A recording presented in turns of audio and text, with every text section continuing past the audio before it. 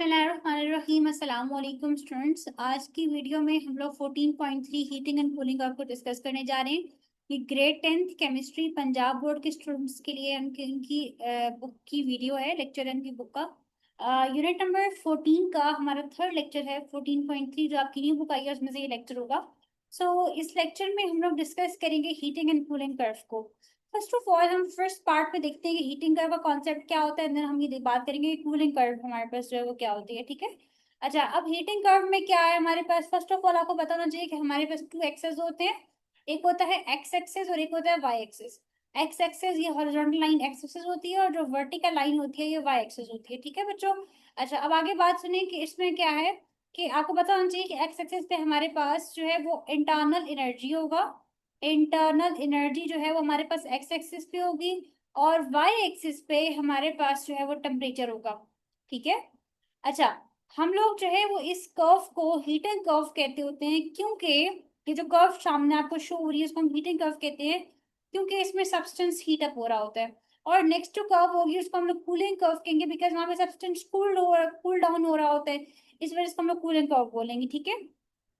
आगे हम बात करते हैं हीटिंग कर्व की। हीटिंग कर्व में क्या होता है, ए टू एफ हम मूव करते हैं, ए पॉइंट से लेकर एफ पॉइंट तक हम मूव कर रहे होते हैं। इसमें अब क्या होता है कि फर्स्ट अब आपने पैचेस में स्टेप बाय स्टेप इस पे फोकस करना है और हर पॉइंट को हम अंडरस्टैंड करेंगे।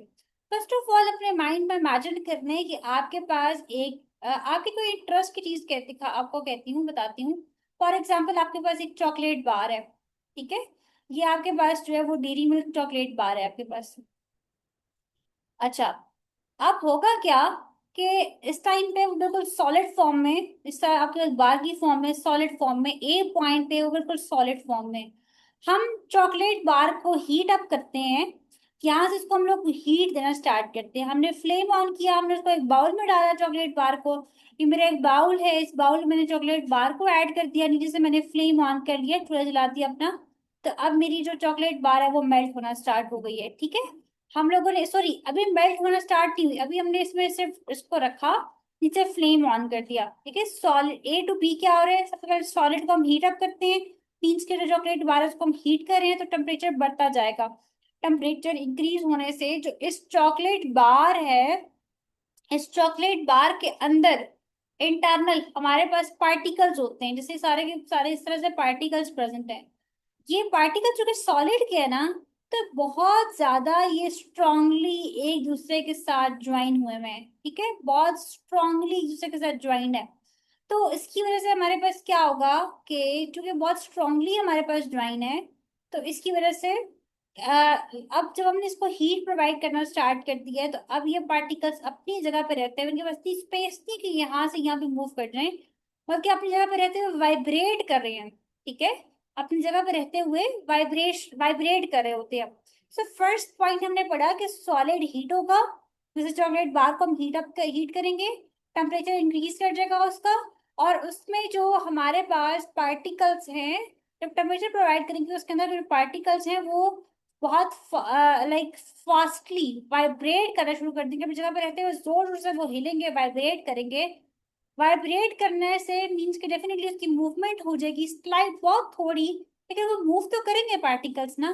जब ये पार्टिकल्स मूव करेंगे तो दो साथ इकट्ठे पार्टिकल्स जब ये जोर से टकरा रहे हैं एक दूसरे के साथ, तो ये मूव तो कर रहे हैं अपनी जगह से ना। ये इधर जाता है, ये इधर आता है, इस तरह मूव कर रहे हैं। तो उसकी वजह से आपको पता है काइनेटिक एनर्जी जो है वो क्या कर जाती है, इंक्रीज। लास्ट लेक्चर में आपको बताया था काइनेटिक एनर्जी क्या होता है, that is energy due to motion.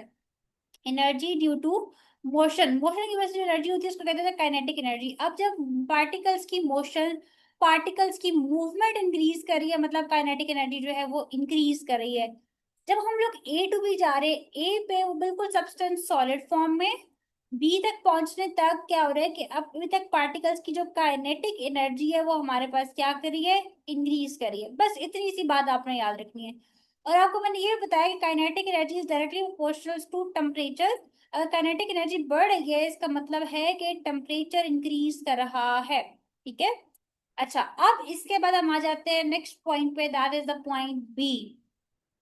यहाँ तक काइनेटिक एनर्जी बढ़ रही है, पार्टिकल्स मूव कर रहे हैं, टकरा रहे हैं एक दूसरे के साथ, लेकिन एक पॉइंट आएगा कि जब इतना ये टकराएंगे आपस में कि अब हमारे पास इन दो पार्टिकल के दरमियान एक जो फोर्स है वो टूट जाएगी। देखिए, दो पार्टिकल्स है, उनको आपने एक धागे से, एक थ्रेड से या एक किसी रोप रस्से से जोड़ा हुआ है। ये बार बार जोर से हिलते हैं, आखिरकार यही होता है कि ये टूट जाता है, बीच में जो धागा होता है या थ्रेड होता है या रोप रस्सी होती है, टूट जाती है। सिमिलरली यहाँ पे भी ऐसा है कि एक पार्टिकल ये है और एक पार्टिकल ये है, इन दोनों को किसी चीज ने जोड़ा हुआ है आपस में, एक फोर्स है, उसने इनको दोनों को दोनों को ज्वाइन किया हुआ है। अब जब ये इतना मूव करेंगे तो ये ब्रेक हो जाएगी। जब ये फर्स्ट ये ब्रेक करेगा, ये सॉलिड के दो पार्टिकल्स आपस में टूट जाएंगे, बिखर जाएंगे, ब्रेक हो जाएंगे, तो ये हमारे पास लिक्विड में कन्वर्ट हो जाएगा। सॉलिड जब ब्रेक होगा तो ये अलग अलग हो जाएंगे, दूर दूर चल जाएंगे। अब ये पार्टिकल लिक्विड में कन्वर्ट हो गया। सब के सब नहीं, अभी इस टाइम पे सिर्फ फर्स्ट वाला जो है वो सॉलिड से लिक्विड में कन्वर्ट हुआ है। This point is called as the melting point. इस पॉइंट को हम लोग मेल्टिंग पॉइंट कहते हैं। जब फर्स्ट पार्टिकल सॉलिड का लिक्विड में कन्वर्ट हो जाता है, उस पॉइंट को हम कहते हैं कि ये कौन सा पॉइंट होता है, मेल्टिंग पॉइंट होता है। अब हमारे पास जैसे जैसे हम लोग आगे जाएंगे तो हमारे पास ये सारे के सारे जो पार्टिकल्स है ये ब्रेक होते जाएंगे, होते जाएंगे, होते जाएंगे, ठीक है। अब आप ये देखिए कि हमने पॉइंट ए से लेकर बी तक ये बात की कि अभी तक हम सिर्फ टेम्परेचर प्रोवाइड करें, काइनेटिक एनर्जी बढ़ी है। काइनेटिक एनर्जी मींस के पार्टिकल्स की मोशन बढ़ी है। जब वो बी तक पहुंचेगा, अब बी पॉइंट वो पॉइंट है जब पहला फर्स्ट जो सॉलिड का पार्टिकल है वो ब्रेक हो जाएगा और वो ब्रेक होके लिक्विड में कन्वर्ट हो जाएगा। This point is called as the melting point. इस पॉइंट को हम मेल्टिंग पॉइंट कहते हैं। अब अगर हम यहाँ से रीड आउट करें तो इसमें आप देखें पॉइंट बी पे क्या होता है, solid start converting into liquid. अब सॉलिड लिक्विड में कन्वर्ट होना स्टार्ट हो रहा है, उस टेम्परेचर को हम कहते होते हैं मेल्टिंग पॉइंट। इसके बाद आ जाते हैं हम लोग, ये देखिए ये जो पॉइंट है बी वाला पॉइंट, इस पॉइंट को मेल्टिंग पॉइंट कहते हैं। मेल्टिंग पॉइंट वो पॉइंट होता है जब फर्स्ट सॉलिड का पार्टिकल ब्रेक होकर और लिक्विड में कन्वर्ट होता है, उसको हम कहते हैं कि मेल्टिंग पॉइंट। अब ये जितना आपको लाइन एक शो की गई है, इसका क्या मतलब है कि अब हमारे पास मेल्टिंग हो रही है, अभी तक मेल्टिंग चल रही है, चल रही है। मतलब कि सॉलिड के पार्टिकल्स आहिस्ता आहिस्ता, तमाम अब पार्टिकल जितने भी हैं सब वन बाय वन ब्रेक होते जाएंगे, अपनी फोर्सेस को ब्रेक करते जाएंगे, और उसके बाद जो है वो यहाँ से सेपरेट होके लिक्विड में कन्वर्ट होते जाएंगे, ठीक है। ये सब तो बी टू सी हमारे पास यही काम चलेगा कि वो सारे के पार्टिकल्स, सब सब जो पार्टिकल्स होंगे वो ब्रेक होते जाएंगे और हमारे पास जो है वो लिक्विड में कन्वर्ट होते जाएंगे। अच्छा, तो आपने देखा बी टू सी कि ये सॉलिड जो है वो लिक्विड में कन्वर्ट हो रहा है इस पॉइंट तक। पॉइंट सी तक यही हो रहा है कि वो सब सॉलिड के लिक्विड में कन्वर्ट होते जा रहे हैं। जब सी पॉइंट पे पहुंचेंगे तो हमारे पास इस पॉइंट पे तमाम सॉलिड के पार्टिकल, जितने भी सॉलिड के पार्टिकल्स हैं वो सब के सब ब्रेक हो चुके होंगे, सब एक दूसरे से सेपरेट हो चुके होंगे और लिक्विड में कन्वर्ट हो चुके होंगे। ये पॉइंट, इस पॉइंट पे आके अब ये बिल्कुल कंप्लीट लिक्विड बन चुके हैं। पॉइंट सी पे बिल्कुल लिक्विड की फॉर्मेशन हो चुकी है।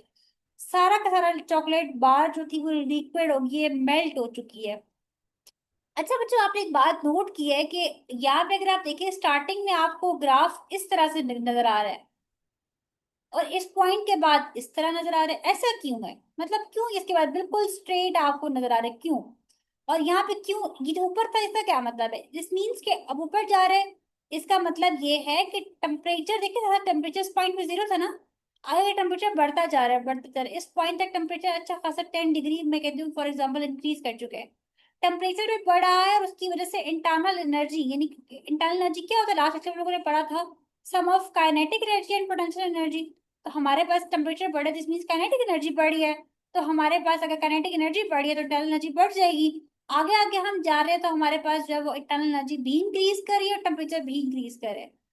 बी पॉइंट को कहते होते हैं मेल्टिंग पॉइंट। इस पॉइंट पे अब मेल्टिंग स्टार्ट हो चुकी है, अब सॉलिड लिक्विड में कन्वर्ट होना स्टार्ट हो गया है। सो इसके बाद आपको ये स्ट्रेट लाइन क्यों शो हो रही है? इस स्ट्रेट लाइन का मतलब ये है कि अब फर्दर टेम्परेचर इंक्रीज नहीं हो रहा। क्यों नहीं हो रहा, इस बात को समझते हैं। देखें बच्चों, हमारे पास पहले क्या हो रहा था कि ये पार्टिकल्स, पहले हम जब हमने स्टार्टिंग में हीट प्रोवाइड की तो ये पार्टिकल्स जोर से मूव कर रहे थे, मूवमेंट की वजह से काइनेटिक एनर्जी बढ़ी थी। और हम कहते हैं कि काइनेटिक एनर्जी बढ़ी की थी, इसका मतलब है कि टेम्परेचर बढ़ा था। यही बात है ना। लेकिन जब ये पार्टिकल्स ब्रेक होना स्टार्ट होंगे, अब टेम्परेचर नहीं बढ़ा। अब जो हम हीट प्रोवाइड करें, चूल्हा अभी भी जल रहा है, फ्लेम अभी भी ऑन है। अब जो हम हीट प्रोवाइड करें उसका काम क्या है कि वो इन पार्टिकल्स के दरमियान की फोर्स को ब्रेक कर रहा है। इन पार्टिकल्स के दरमियान जो फोर्स है उसको ब्रेक कर रहा है। उसको हम कहते हैं कि वो हमारे पास क्या हो जाएगा, इस पॉइंट पे टेम्परेचर इंक्रीज नहीं हो रहा, बल्कि हम जो हीट प्रोवाइड कर रहे हैं, हमने फ्लेम ऑफ नहीं किया, फ्लेम बंद नहीं किया हम लोगों ने। हम जो हीट प्रोवाइड कर रहे हैं वो हीट पार्टिकल्स को ब्रेक करने का काम कर रही है, ना कि पार्टिकल्स की मोशन को इंक्रीज कर, काइनेटिक एनर्जी को इंक्रीज नहीं करी। अच्छा, अगर ये पार्टिकल्स ब्रेक होते हैं, मीन्स के ये अपनी अट्रैक्टिव फोर्सेस को ओवरकम करें। ओवरकम करने का मतलब होता है अट्रैक्टिव फोर्सेस, दो पार्टिकल के दरमियान जो अट्रैक्शन है ना, उसको ब्रेक कर रहे हैं। ओवरकम का मतलब तोड़ना, ब्रेक कर रहे हैं। इस पॉइंट पे हमारे पास पोटेंशियल एनर्जी इंक्रीज करी है, बिकॉज अट्रैक्टिव फोर्सेस जो है वो ब्रेक हो रही हैं। इस वजह से हम कहते हैं कि जो पोटेंशियल एनर्जी है, तो एनर्जी प्रोवाइड करके हम इसकी फोर्सेस को ब्रेक करते जा रहे हैं। ठीक है। अच्छा सॉरी, इंक्रीज नहीं करी बल्कि डिक्रीज करी है। डिक्रीज इसलिए करी है क्योंकि अब देखिए इनमें ब्रेक हो रही है, पार्टिकल्स दूर दूर मूव कर जाएंगे, ये इधर ही इधर, इनके दरमियान अट्रैक्शन कम हो जाएगी। अट्रैक्शन कम मीन्स के पोटेंशियल एनर्जी डिक्रीज कर जाएगी। सो हमारे पास इस टाइम पे आपको ये ग्राफ बिल्कुल स्ट्रेट इसलिए शो हो रहा है क्योंकि टेम्परेचर में कोई इंक्रीज नहीं आ रहा। टेम्परेचर नहीं बढ़ा मतलब काइनेटिक एनर्जी नहीं बढ़ी। और अगर काइनेटिक एनर्जी नहीं बढ़ी, दिस मीन्स कि इस टाइम पे अगर इंटरनल एनर्जी में तो इंक्रीज आ गया ना। देखिए यहाँ पे पहले इंटरनल एनर्जी कुछ और थी, समथिंग लाइक 5 थी, अब बढ़ती जा रही है, बढ़ती जा रही है, यहाँ तक अच्छी खासी बढ़ चुकी होगी। तो इस टाइम पे चूंकि इंटरनल एनर्जी में काइनेटिक पोटेंशियल होता है, काइनेटिक एनर्जी नहीं बढ़ी लेकिन पोटेंशियल तो बढ़ा है ना। तो पोटेंशियल जो है वो हमारे पास इंक्रीज करता जा रहा है। अब हम बात कर चुके हैं पॉइंट सी तक।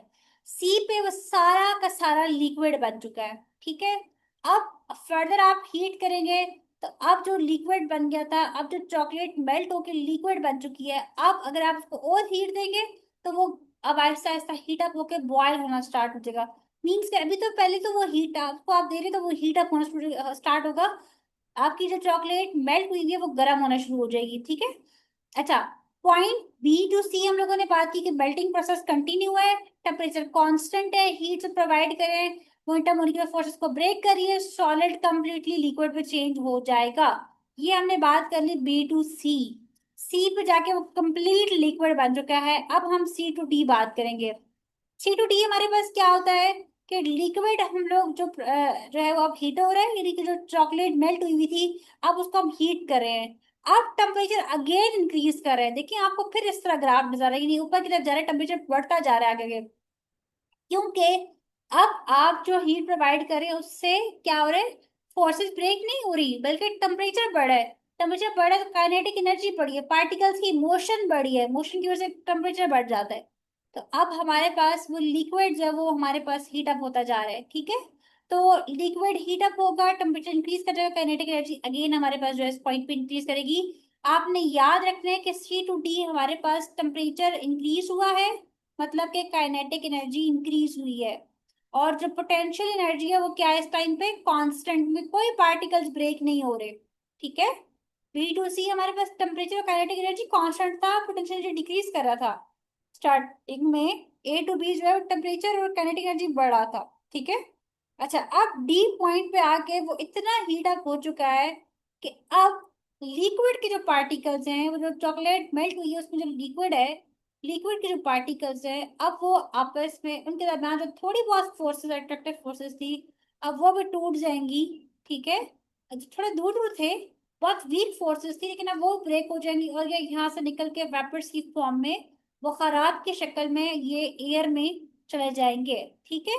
आहिस्ता आहिस्ता अगर आप देखें पानी को, अगर आप रख के, आपने चूल्हा जलाया, पानी को रख के चलेंगे आप कहीं पे आगे पीछे, और आप अगर फॉर एग्जाम्पल 2 3 और बता के देखेंगे तो उस बाउल में बिल्कुल वाटर नहीं होगा। वो कहाँ जाता है वाटर, वो सारा का सारा वेपर्स की फॉर्म में बुखारात की शक्ल में निकल जाता है बाहर, क्योंकि आप हीट प्रोवाइड कर रहे हैं, कर रहे हैं, कर रहे हैं। एक पॉइंट आता है कि अब वो वेपर्स बन जाते हैं, बुखारात की शक्ल में निकल जाता है ऊपर। तो डी पॉइंट वो पॉइंट है जब लिक्विड जब हमारे पास जो लिक्विड है, जो चॉकलेट मेल्ट हुई हुई है, वो इतनी अब हीट हो चुकी है कि अब उसके अंदर जितनी फोर्सेस है वो साथ के साथ ब्रेक हो जाएंगी। T is the boiling point. ये पहला लिक्विड का वो पार्टिकल, इस पॉइंट है पहला लिक्विड का पार्टिकल जो वेपर्स की फॉर्म में, जो गैसियस फॉर्म में वेपोरेट हो गया है, उस पॉइंट को हम कहते हैं बॉइलिंग पॉइंट। ठीक है। सो डी पॉइंट जो है वो बॉइलिंग पॉइंट हो जाएगा। पॉइंट डी क्या है? Liquid start converting into gas में कन्वर्ट होना शुरू हो जाएगा, और टेम्परेचर इस पॉइंट, इसको हम लोग कहते हैं, इस point is called as the boiling point. उसके बाद डी टू ई, यही प्रोसेस कंटिन्यू, सब लिक्विड के पार्टिकल्स ब्रेक होते जाएंगे और वेपर्स बनते जाएंगे गैसियस फॉर्म में, वेपर्स की फॉर्म में एवेपोरेट होते जाएंगे, बाहर निकलते जाएंगे बुखारात की शक्ल में। डी टू ई हमारे पास जो है वो लिक्विड और गैस की, जो लिक्विड जो है वो गैस में कन्वर्ट हो रही है। ई पॉइंट तक जो सारे के सारे लिक्विड के जो पार्टिकल्स थे, अब वो सब जो है वो गैस की फॉर्म में कन्वर्ट हो चुके हैं। ठीक है। डी टू क्या हो रहा है? टेम्परेचर कांस्टेंट है, क्योंकि अब हमारे पास हम जो हीट प्रोवाइड कर रहे हैं वो पार्टिकल्स को और इनको हीट अप नहीं कर रहा, बल्कि इसके फोर्सेस को ब्रेक कर रहा है। मींस के temperature constant, kinetic energy constant, और पोटेंशियल एनर्जी जो है वो उसमें चेंज आ रहा है हमारे पास। टेम्परेचर कांस्टेंट है, हीट जो यूज कर रहे हैं वो लिक्विड को गैस में कन्वर्ट करिए, अब कोई टेम्परेचर राइज नहीं होगा जब तक तमाम लिक्विड गैस में कन्वर्ट ना हो जाए। अब आ जाते हैं पॉइंट ई पे। ई पॉइंट जो है वो हमारे पास इस टाइम पे सब का सब जो है वो लिक्विड गैस में कन्वर्ट हो चुके हैं। ई टू एफ जब हम जाएंगे, तो अब हमारे पास जो कि वो गैसियस फॉर्म में तो कन्वर्ट हुए हुए हैं, और अब हम फर्दर गैस को, लाइक अब वो गैस बन चुकी है, अब हम गैस को और हीट करें, टेम्परेचर और बढ़ता जाएगा, और यहाँ तक आपका सारा कंप्लीट हो जाएगा हीटिंग कर्व जितना भी हमारे पास था। ए टू बी हमने देखा, फर्स्ट टेम्परेचर बढ़ा है, काइनेटिक एनर्जी बढ़ी है, ए पे बिल्कुल सॉलिड फॉर्म में है, टेम्परेचर बढ़ने से वो बिल्कुल हीट अप होता जाएगा। बी पॉइंट वो पॉइंट है जब टाइम पे फर्स्ट सॉलिड का पार्टिकल लिक्विड में कन्वर्ट होगा, इस point is called as melting point. फिर बी टू सी हमारे पास क्या होता है कि वो सारा मेल्टिंग का जो प्रोसेस है वो कंटिन्यू रहता है, सॉलिड सारे लिक्विड में कन्वर्ट होते जाएंगे, और सी पॉइंट वो होगा जब सब के सब सॉलिड के पार्टिकल लिक्विड में कन्वर्ट हो चुके होंगे। फिर सी पॉइंट पे आके अब हमारे पास क्या होता है?